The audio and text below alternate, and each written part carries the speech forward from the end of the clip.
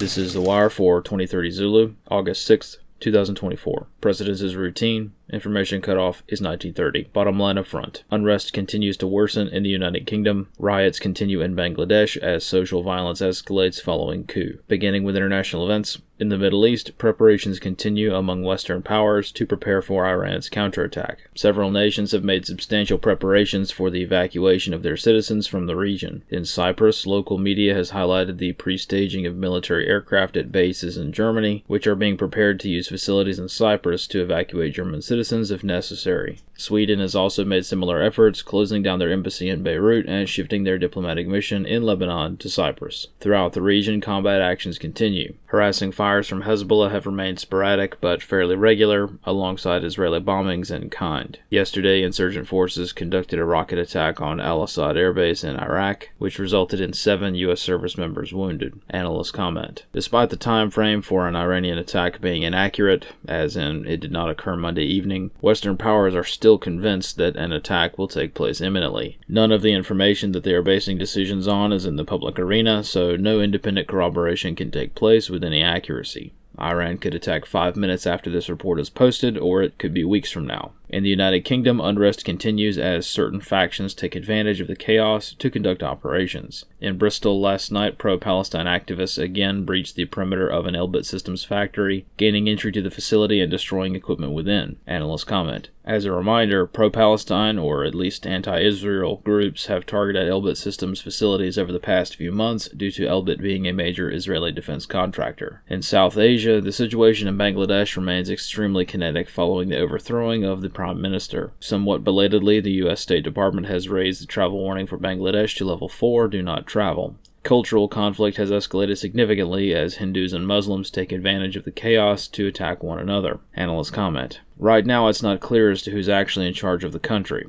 So far, the chief of the army has been addressing the media as most politicians throughout the nation enter the stuffing suitcases full of money and getting on a helicopter phase of governance. Considering the demands of the student-led riots that overthrew the prime minister, it's likely that Muhammad Yunus, Bangladeshi banker and political figure, will lead some sort of interim government, though at this time it's not certain what this may look like. On the home front, in the southeast region, several 100,000 people are without power throughout the region, as the now tropical storm Debbie made landfall as a Category 1 hurricane overnight. Florida, Georgia, and South Carolina appear to be bearing the brunt of storm damage, with widespread flooding expected over the next few days. Analyst comments for this wire. With the staggering amount of information warfare that the world has been subjected to for years, it is hard to imagine anyone genuinely believing in anything at all without being pushed or pulled to one narrative or another. As such, when any genuine feelings erupt, they are immediately dismissed as simply coming from someone who has fallen for the latest narrative, entrapment operation, or the like. While many will debate who holds the marionette strings regarding the unrest in the Western world, it's easy to forget that sometimes, in certain situations, real sentiments and feelings do exist. Sometimes paranoia and excessive caution are extremely valid, but after a while it obfuscates the reality of the situation on the ground, in addition to skewing overall risk assessments.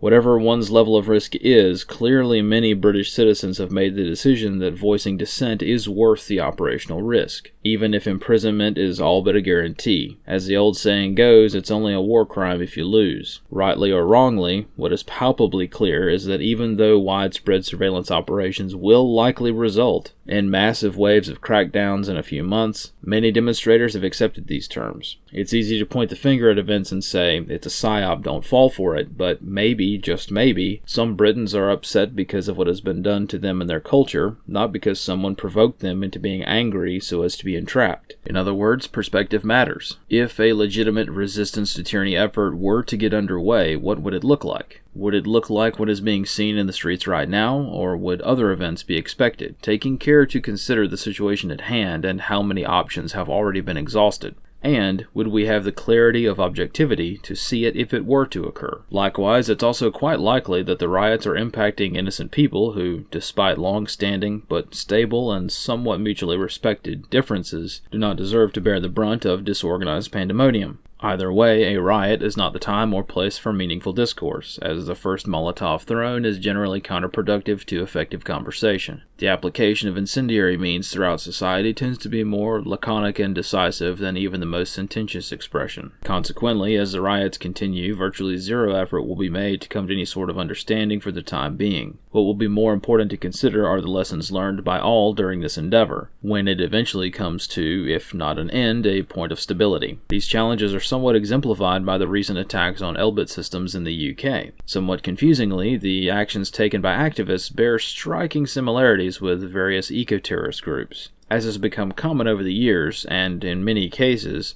the same individual is part of multiple movements. The same person arrested for gluing themselves to the road for climate reasons might turn up again at a BLM riot or, in this case, conduct operations in support of Palestine. As such, while it may be tempting to lump all of these groups into the same dissident pile, right now, the dozens of different and often contradictory political and social groups in play are not entirely adhering to their own ideology at times, complicating the situation further. This concludes The Wire for 2030 Zulu, August 6, 2024.